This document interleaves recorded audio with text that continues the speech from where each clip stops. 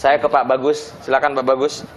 Tanggapan Bapak, ini upaya teman-teman bagaimana? Apakah Bapak termasuk yang setuju ada UNAS, tidak setuju ada UNAS, direposisikan atau bagaimana begitu? Kalau kami ini jelas Pak bahwa kita melihat bahwa sebenarnya bakat minat orang itu berbeda, potensi orang itu berbeda. Kalau kemudian harus diukur dengan ukuran yang sama, ya kita belum melihat fasilitas sekolah yang berbeda dan sebagainya. Di daerah-daerah yang berbeda, ya kemampuan gurunya juga berbeda. Kemudian diukur dengan ukuran yang sama. Ya, nah ini apa tepat apa tidak? Kalau menurut saya ya sebaiknya dihapus saja. Ya, kemudian kita lihat sendirilah hasilnya sekarang ini. Ya, banyak sekali kekerasan. Ya, kemudian tawuran pelajar, kemudian pelajar juga banyak yang melakukan kriminalitas dan sebagainya dan sebagainya.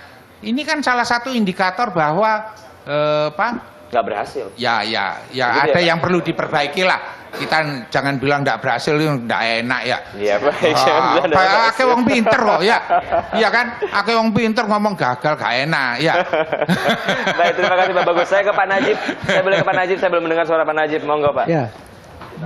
Beberapa pembicara tadi sudah banyak hal ya. Mungkin saya yang menyoroti kaitannya kalau UNAS itu niat nawaitunya untuk menyamaratakan mutu pendidikan seperti yang disampaikan oleh Pak JK, siapkan dulu prasarana dan sarana maupun SDA yang ada. Sebagai contoh, di daerah Papua, daerah itu kemarin 2 minggu yang lalu di Kompas, beberapa kecamatan, berapa ratus kecamatan, beberapa ribu mungkin, belum ada fasilitas internet, nggak bisa berinternet. Bagaimana guru mau bisa bagus? Tapi hasil UNASnya bagus ya Pak. Nah itulah, nah itu dari situ bisa kita simpulkan lah. Baik. Bagaimana? Tadi reposisi ya kalau Bapak ya. Nah itulah, saya kira demikian. Baik. Saya ke Pak Arifin, boleh Pak Arifin? Saya ingin bertanya, Anda sempat menjadi anggota DPRD begitu kan? Dan kalau DPR sendiri bisa diminta tolong nggak sih dalam hal ini? Ini masyarakat banyak nih yang sebenarnya tidak setuju, misalnya dengan UNAS sendiri ke rumah Dewan begitu. Terus kemudian Dewan sendiri mendorong supaya ayo kita bikin sistem baru atau bagaimana gitu. Memungkinkan sebenarnya ya? Insya Allah bisa Pak. Yang paling penting itu kembali sebagaimana tadi disepakati. Ayo berangkat dari niat yang sama, niat yang tulus bagaimana supaya pendidikan kita ini jauh lebih baik. Cuma usul saya, kalau memang kita itu ingin melakukan perubahan regulasi sebagaimana tadi yang disampaikan, alangkah lebih baiknya kalau pengangkatan menteri itu bukan berdasarkan bukan masalah nepotismenya, tapi prosentase politis. Oh, politis yang lebih kental di sini. Kan kebanyakan menteri ini diangkat, ini punya partai berapa, komposisinya, jatahnya 3 menteri, 5 menteri. Jadi selama Indonesia ini kabinetnya ini adalah para menterinya merupakan representasi dari kekuatan politik, jangan berharap kita itu pendidikan lebih baik. Yang diungkapkan Pak Sulis itu kan sepertinya fantastis. Karena menjelang UNAS mereka murid-murid ini berbondong-bondong datang mulai dari perdukunan sampai pada pesantren kan begitu. Malah ada juga sampai ke kuburan. Tapi yang belum pernah terekspos ketika akan diadakan ujian kompetensi sertifikasi guru, guru pun juga tidak sedikit yang berbondong-bondong ke tempat yang sama yang dilakukan oleh muridnya. Termasuk kuburan ya? Yang menurut saya sebenarnya apa yang dilakukan oleh murid itu merupakan cerminan apa yang pernah dilakukan oleh gurunya. Jadi bagaimana kita berharap sebuah kualitas yang baik dari anak-anak bangsa ini, sedangkan filter dari mereka supaya baik itu sebenarnya bukan filter yang sesungguhnya. Karena kalau semuanya itu serba instan seperti sekarang, jadi sekarang ini yang lebih lucu lagi, anak-anak udah masuk sekolah, ya bukan contoh seperti saya. Anak-anak yang kadang itu akhlaknya juga tidak baik, tapi ketika ujian ketemu pengujinya saja sudah bisa pinter. Ngerti maksudnya? Nggak ngerti Pak. Jadi ketemu pengujinya bisa pinter nilainya. Artinya apa? Sebenarnya bukan mereka yang kerjakan, tapi guru karena menganggap bahwa UNAS ini adalah sebuah kemaluan bersama, mulai dari kepala sekolahnya, mulai dari gurunya, nganggep jangan sampai kalau ini ada yang tidak lulus satu Baik. aja dalam sekolah ini, Baik. merupakan kemaluan yang besar. Baik, berarti saya harus potong Pak. Berarti kejujurannya yang harus ditingkatkan lagi ya. Nah, itu. Ya, baik. Terima kasih. Kita ambil jeda dulu. Kami segera kembali saat lagi.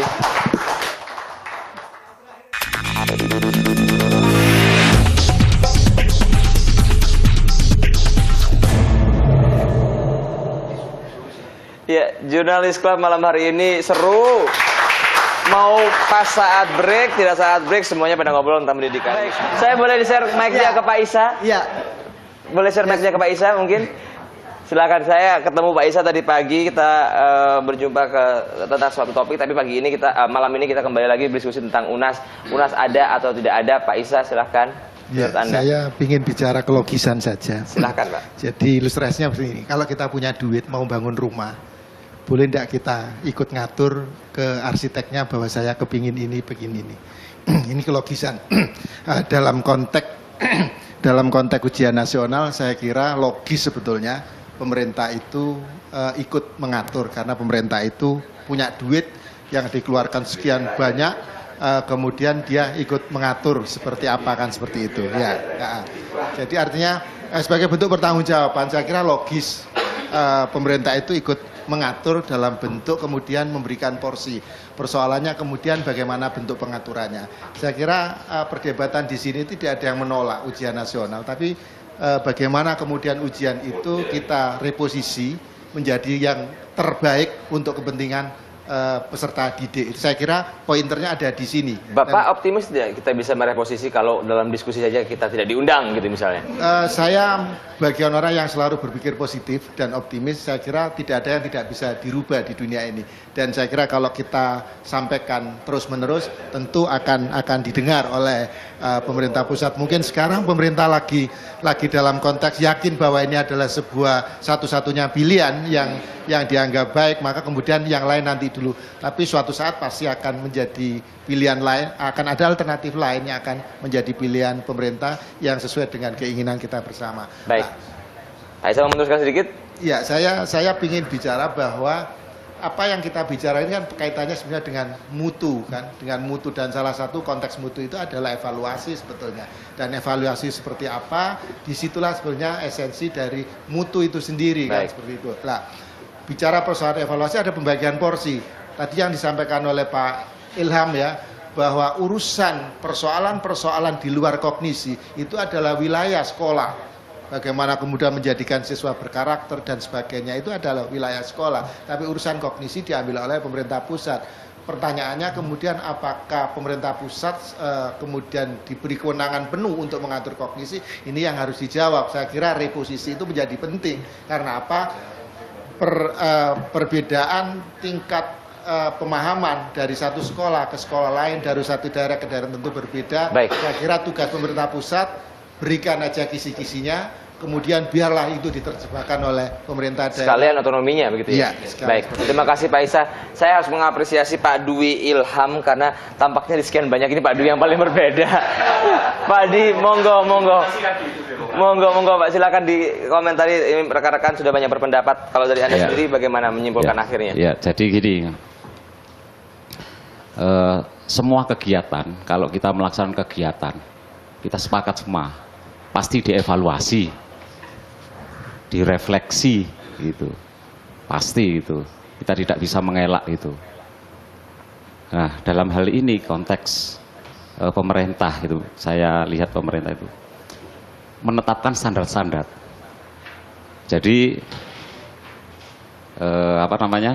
kita mesti tahu mesti mempunyai keinginan. Apa yang kita lakukan, kegiatan yang kita lakukan semua itu pasti ideal atau sesuai dengan standar. Nah, untuk mengetahui itu tercapai standar itu, tidak ada kata lain kecuali diuji. Tidak mungkin ditemuk batu etok, kamu. Walaupun ada cara lain. Efek ujiannya itu ada yang demok batu itu ya Pak. Nah, ya, lebih sakit kerja ini. Apalah model bentuk evaluasinya seperti itu. Baik. Nah, yang di pusat itu tidak bisa menjangkau kognitif dan seterusnya. Yang tahu adalah daerah sendiri itu tentang moralnya, tentang itu diserahkan ke otonomi daerah. Baik. Jadi sebetulnya kecil, UNAS itu hanya kognitif saja. Tapi Gitu. memang dijadikan Nah, momok ya, blow Pak, ya? up apa namanya eksesnya itu yang diekspos, nah itu yang dibesar-besarkan. Lebih besar. Ya, jadi Iya Pak, porsinya 60% Pak. ya, 60% dengan 40% bagaimana Anda bisa bicara kecil? Saya tak namain sedikit, Mas. Sebentar, saya ke Pak Daniel ini. belum selesai saya. Oh baik, Iya. silakan Pak Dwi. Iya. Waktunya tinggal beberapa menit lagi nih. Jadi Nanti saya gini. demo semua orang karena nggak ada waktu. Silakan Pak. Jadi saya juga, jadi PP 19 tahun 2005 itu sudah ditetapkan standar-standar nasional tadi. Ada standar isi itu yang akan diajarkan. Itu pun masih besar, apa namanya, kompetensi besar. Tapi kalau 60-40% itu benar loh Pak. Terus Sebentar. gimana? Kemudian ada standar proses, ada standar penilaian, ada standar sampai 8 sarana prasarana PTK dan seterusnya. Nah, itu kan perlu dievaluasi kan begitu dalam rangka untuk menentukan kebijakan berikutnya itu. Nah, terlepas itu tadi ekses itu ternyata dalam prakteknya yang saya katakan utama tadi itu bukan masalah evaluasinya atau apa, tapi moral pelaksana dari proses itu tadi. Baik, gitu. baik, Iya. baik. Terima kasih Pak. Iya. Saya ke Pak Daniel. Saya cuma ingin bertanya, ini proses reposisi ini adalah suatu gerakan dimulai dari sebulan lalu Pak.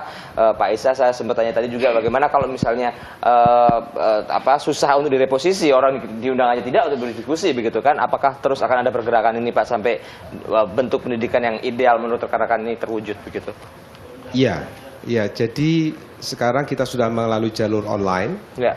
Sampai hari kemarin sudah sekitar 1.200 penandatanganan, ya. Sampai Desember kita tunggu. Kemudian nanti akan kita bukukan. Ya kira awal tahun depan kita sampaikan ke Menteri. Ya. Jadi mohon kita agak sedikit imajinatif. Ya. Evaluasi itu banyak sekali. Anak yang pinter musik itu juga perlu dievaluasi. Sediakan ujian nasional musik. Sediakan ujian nasional memasak. Itu bisa dilakukan setelah lulus. Jadi kalau itu dijadikan alat untuk menentukan kelulusan, itu yang membelokkan semua proses belajar menjadi curang. Ya, karena dia high state. Biarkan kelulusan itu diserahkan pada guru. Evaluasi tetap perlu. Kami tidak ingin menghilangkan evaluasi, tolong dicatat. Ya. Evaluasi bisa dilakukan 5 tahun sekali dengan cara sampling. Kemudian untuk kepentingan murid. Jadi Mas Isa tadi betul. Semua NXS nggak ada gunanya kalau murid itu yang dirugikan. Ini bukan untuk kepentingan birokrasi, harus dinilai. Jadi jangan terlalu menilai murid. Murid itu konsumen loh. Harus dilayani. Untuk kepentingan mereka, kalau mereka mau jadi pilot, sediakan ujian nasional pilot, mau jadi pilot. Mau jadi atlet, sediakan ujian nasional olahraga. Atau kementerian tidak mampu menyediakan itu Pak? Nah ini yang kita tuntut supaya pemerintah itu lebih melayani. Bukan sok mengevaluasi, dia sendiri nggak mau dievaluasi. Jadi ini repot. Baik. Jadi saya kira petisi ini sebetulnya gerakan kita sudah menempuh jalur hukum sebetulnya, ya. Tapi kelihatannya diabaikan begitu saja, ya. Dan kita ingin semuanya happy. Yang dapat proyek UNAS tetap dapat proyek kan. Alternatifnya ada sebetulnya, ya. Kemudian guru dikembalikan kepercayaannya. Kalau kita tidak mempercayai guru, apa ada profesi lain yang lebih bisa dipercaya? Baik, baik. Jadi saya kira ini bagian dari upaya kita untuk memperbaiki sistem pendidikan nasional kita. Baik. Terima kasih, Mas. Terima kasih, kita berikan tepuk tangan semua untuk hadir di sini. Semuanya memberikan pendapat, tapi ya ini merupakan sebuah media demokrasi gitu ya, media yang berbagi pendapat. Tanpa ada perwakilan dari kementerian ataupun dinas pendidikan, itu akan susah untuk menemukan solusinya. Karena bagaimanapun juga ada di sana kuncinya itu sendiri. Paling tidak kita memberikan pendapat, semoga ini didengarkan oleh pihak-pihak terkait, utamanya dinas pendidikan ataupun kementerian pendidikan yang malam ini sedang berdiskusi ya Pak ya. Yang tidak diundang juga sebenarnya karena 80% diskusinya adalah dari kementerian sendiri. Semoga ini juga berubah seiring dengan waktu. Kita lihat, kita kawal terus, kita sebagai masyarakat yang harus bisa mengawalnya. Saya Mirta Wadana, terima kasih telah bersama dengan kami. Selamat malam, sampai jumpa.